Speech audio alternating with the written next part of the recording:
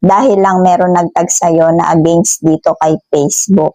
Minsan, isa rin kasi ito sa pagkakaroon natin ng violation kapag hindi natin naiiwasan yung mga ganitong tinatag nila sa atin, no? So, ito nga guys, no, paano nga ba natin maiiwasan yung mga ganitong tinatag nila sa atin? Or paano nga ba natin mare-review bago natin i-accept yung mga gusto nilang itag sa atin? So, dito nyo lamang po ito makikita guys, no? Punta lamang kayo sa inyong settings.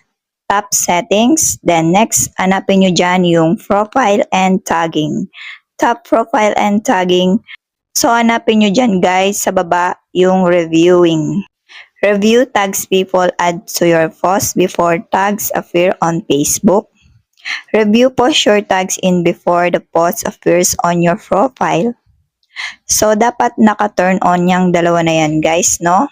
Kapag naka-turn on kasi yan guys,